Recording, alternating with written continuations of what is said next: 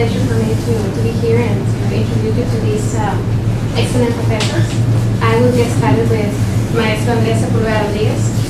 Andrés Sepulveda has been an English teacher for more than 20 years in levels ranging from basic, intermediate, advanced, and conversation classes. He is an applied linguistics graduate from Facultad de Filosofía y Letras at Universidad Autónoma de Nuevo York. He also holds a master's degree in higher education by graduate department from School of Philosophy and Arts at the Universidad Autónoma de Nuevo York. Mr. Sepulveda has taught literature courses for 16 years. He has taught in private and public institutions in programs ranging from elementary to graduate. He is the current coordinator of Science of Language Department at School of Philosophy and Arts. Thank you. Mario Sepulveda holds a bachelor's degree in applied linguistics, major in translation from philosophy and arts, School of Universidad Autónoma de Nueva York. He also holds a master's degree in higher education by School and Coordination. He also has a master's degree in teaching English as a foreign language by Texas A&M University in Kingsville. Mr. Sepulveda has been an English teacher since 1991 up to the present. He has been teaching at Philosophy and Arts School, UANL, since 1995 up to nowadays, in the Sciences of Language Department. He is the current coordinator of the Language Department of Philosophy and Arts School at Universidad Autónoma de Nuevo York.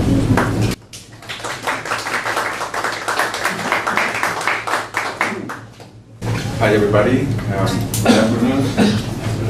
How are you today? Tired? Hungry? Yeah. So far so good, right? Okay, well, thank you very much, and for us it's an honor to be here, right? So Andres and I are brothers. I don't know if we look alike. He says he's my brother. Hopefully not. Yes, thank you very much. Well, today we're going to just offer like an alternative that for us has worked out fine, okay? This is nothing new, right? That is that we consider that reading is a very important tool for the student to learn, right? But there is one little problem, okay? That usually when we hear the word reading, okay, what do you think the student thinks? That it's boring. That it's boring, monotonous, I don't like it, right? Huh? That's tedious, okay? And the blame is not on them, right?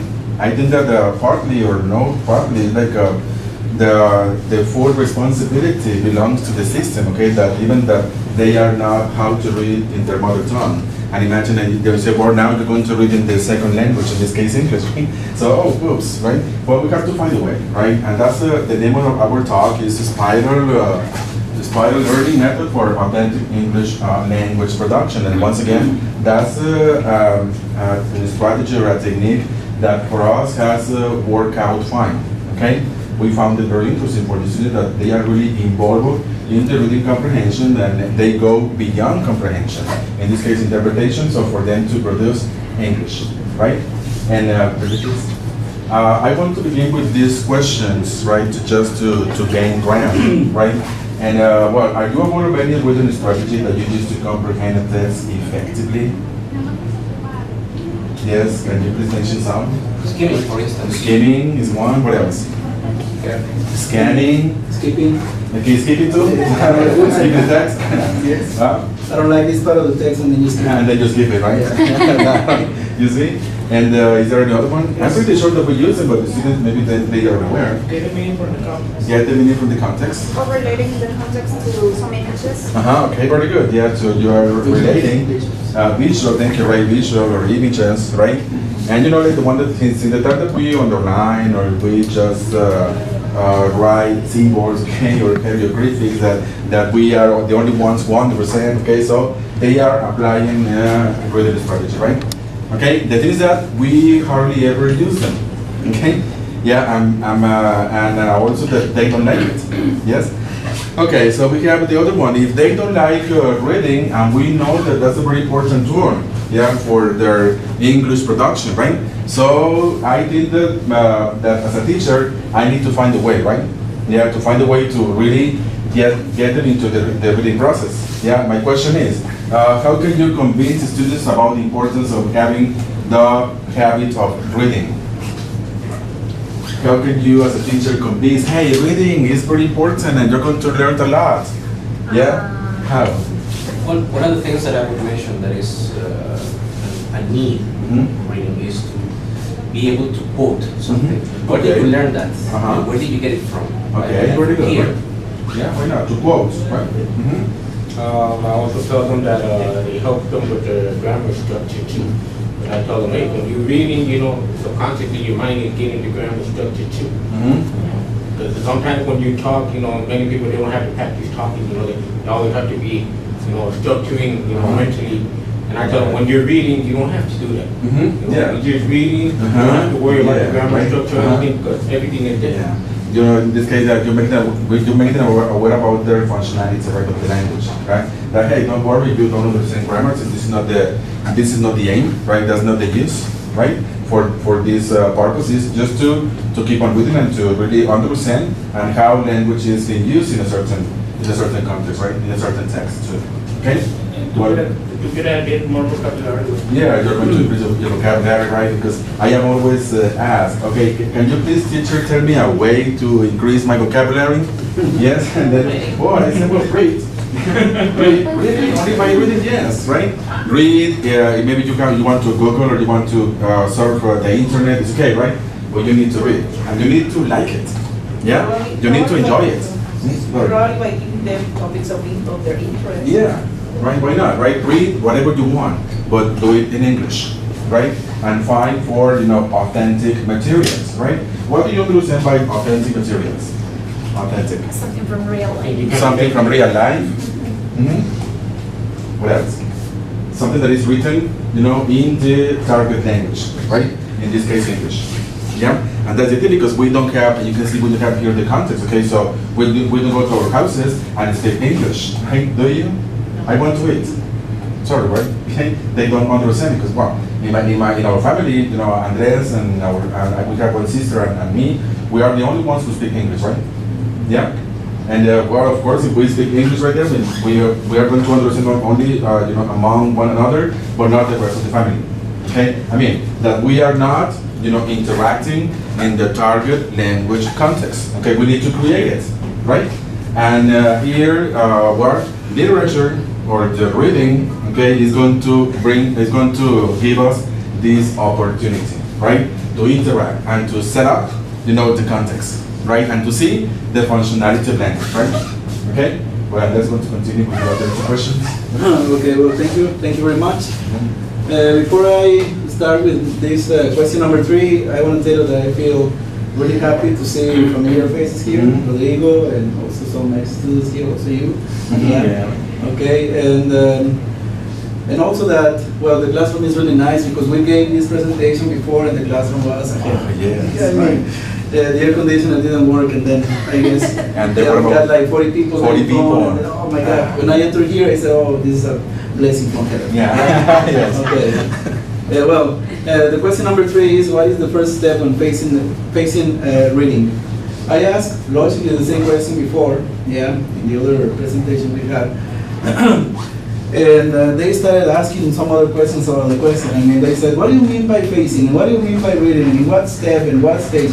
And that is exactly what I want to know. I mean, I can tell you anything. I can contextualize the question because that is exactly what I want you to tell us. Yeah. So this question number 3 is going to be answered in a different way. Yes, we are going to check it. I don't know if you want to work with some other people here. You guys can do it you too. The thing is to share the information. Yeah. I'm going to give you 1 minute, 2 minutes. Yes, if you want. The thing is to share information about this, and then we are going to retake the answers to share this information. Yeah. The way, I mean, the concept you can have about the direction you can give this question. I mean, it is all up to you. You decide what to talk about, what to answer, experiences, no experiences, I don't know. Yeah. 2 people, I guess, is okay, right? 1 minute, 2 minutes, right? Please. What's your first step? It depends whether you like what you're reading or not. Yes, there are 3 for There are 3 You can it also depends on the objective. When you're reading for pleasure, when you're reading at a class, if I'm going to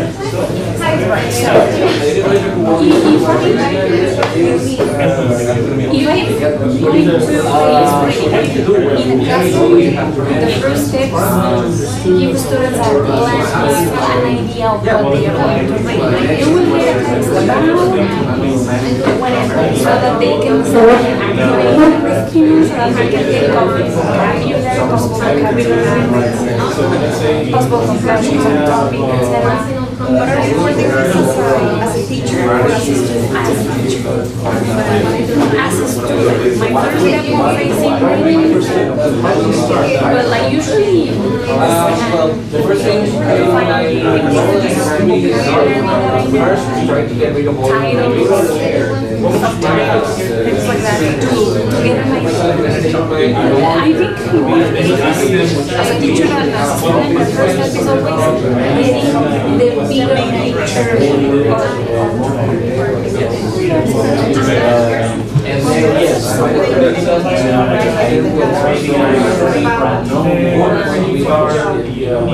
just try to learn everything because it might be a different century, right? A little bit about the author. It's very wide.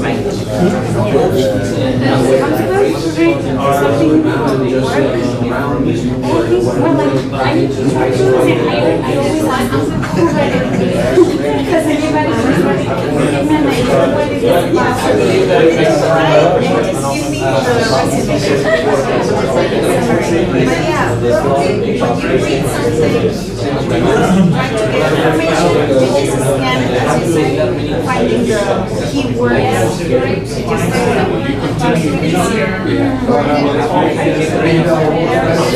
to find the keywords.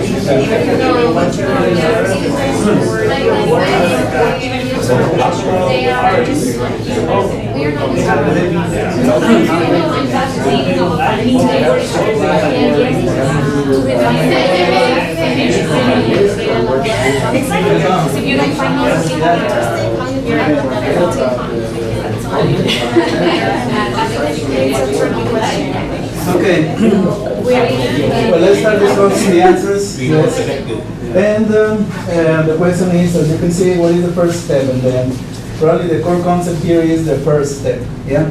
Anyone who wants to share something, an answer, an idea, experiences, right? The first thing I like to do when I know that I have to read something is try to get myself into a state of mind which is right for a task. So Okay. I try to set myself, okay, how long am I going to dedicate to this activity, and second, where am I going to do it. So I try to first get myself into it, and second, get rid of all distractions. Okay, that's good. Yes. Then this kind of answer is from a reader. Yeah. I mean, you are the reader. You have a text here, and you're going to face it. Yeah. And this is your idea.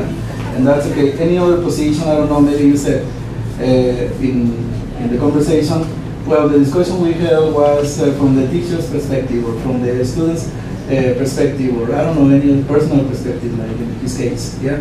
Any other idea, opinion? We spoke about a little about student-teacher perspective, Yes, okay. as you were saying. And I think Teaching learning. the important thing is to find the main idea, to not make it boring, and to start relating everything to the main idea, to concentrate on that, Mm-hmm. is to make a summary of everything, instead Okay. of having to read. Okay, that's good. Then you have a text in front. You have a text in front. Yeah? Yeah. Okay, and then this is the strategy, or this is what you can do, this is the focus, right? Okay, any other idea?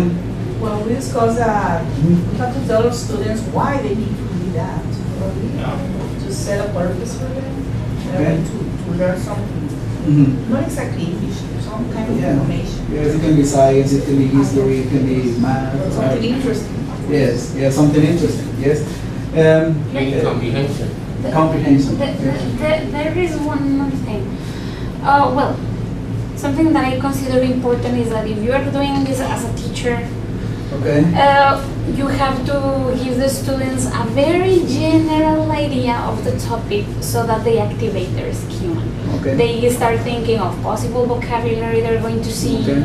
or also ideas they might find, or Mhm. also even their own opinion. They're going to start thinking of their own opinion about Mhm. the topic. So when they read it, they will see if they agree or not, if it matches their perspective, Okay. etc. So as you can see, we have different positions here because he has a text in front, or he is about to have a text even, yeah? And she has a text, and then she doesn't even have a text, yeah?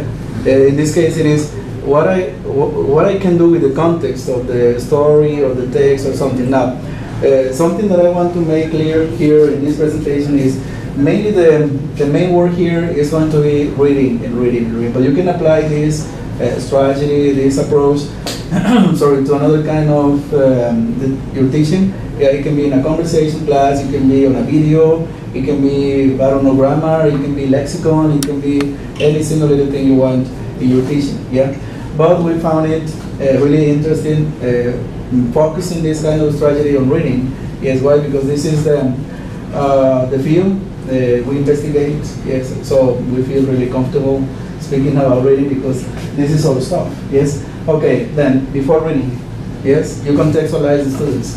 This is what you're going to face. So probably brainstorming the ideas or something, vocabulary or something you can explore. Yeah. Any other idea? For us, is choosing the first topic that we're going to Topic. for you. Okay. After that, we continue with it. Yes. So the thing is to find the first step. Yeah. Yeah. And it is something relative. I mean, if your first step is to contextualize, if your first step is, or let's say the reading we're going to have later, and the first step is I have the text here in front, and let's see what I can do with the text. Okay, it's all up to you because you are the teacher. Yes. I mean, this is not a rule. Yes. This is not something mandatory. Like the very first step is to do this and is to do that. I mean, we are sharing our experiences, and then we are going to check how these experiences can fit into this approach, yeah, that is a spiral. And then for us to have a spiral mechanism, we need to have a beginning. Yes, logically. Probably that beginning is, I need to contextualize my students. And then you're going to start on that point, and you're going to continue traveling, yes, through the process, maybe vocabulary, or maybe analysis, or maybe, I don't know. Yes, and we have different strategies also, reading strategies, sorry, that we can use, and then you can use it not in a very sequential way. Yes, I mean, it is all up to you. The thing is to start something and to move on your route. Yeah, and then how the spiral thing works. You have to get back, yeah, to probably do some other things with the same vocabulary, maybe to hear some other opinions, yeah, to expand, to evaluate, to analyze, to all the processes you can use in your reading sections. Yeah, I insist not only in your reading section, maybe in the speaking ability or some other things. Yeah. Okay. Then we're going to do one exercise because this is supposed to be a workshop. Yes. And then this exercise is like this: no more space. There is a title. Sorry, this is a title of a story. Yes. We are not going to read the story logically because we have no time. But let's see what we can do with the title. So we don't have the text in front. This can be like, okay, let's see how I can contextualize the students, my students, to the things they are about to read. Yeah. All right. So we have no more space. What we are going to do now is I'm going to give you 1-2 minutes. Yeah.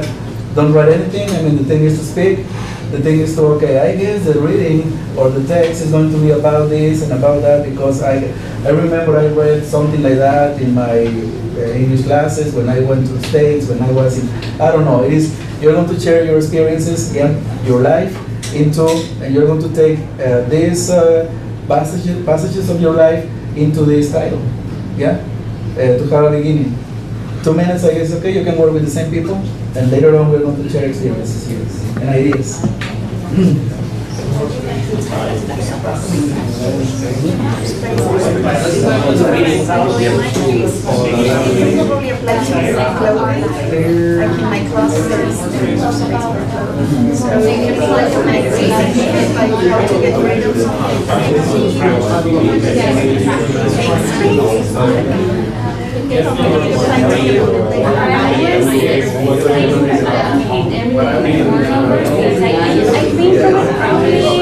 about a piece of literature, probably the topic would be about a person that is trying to review himself or herself.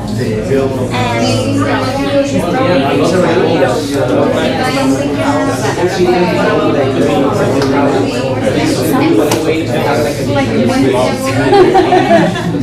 sounds like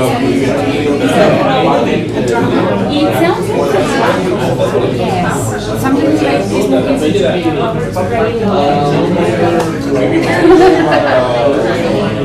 I don't remember the whole thing, but I saw the movie and I would say, my subtitle is, it sounds something that a person who is supposed to get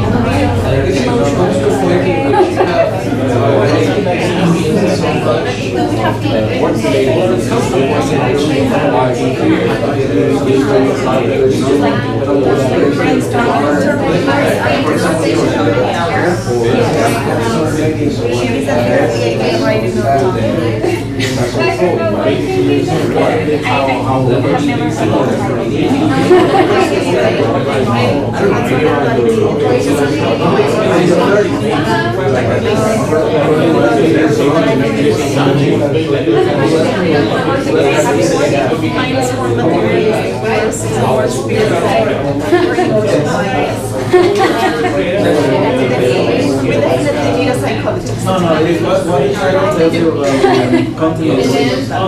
Yes. You have this title, and then you're going to say, okay, the reading is about this and that. Maybe you can say, I have already seen the title before, and I'm sure the reading is about this and this. You're activating your knowledge about the text. Okay, before you read. You're reading knowledge, right? Okay. Yeah. Okay. You ready? Yeah. But you just started with the new, yes, okay, the direction of this exercise, right? Who wants to say something about the possible reading for this title? What the title tells you, what the title suggests you to think, to infer, yes, I don't know. Yeah? I was telling my partner that for me it sounds like a magazine piece, like more space in your Okay. closet, like you have to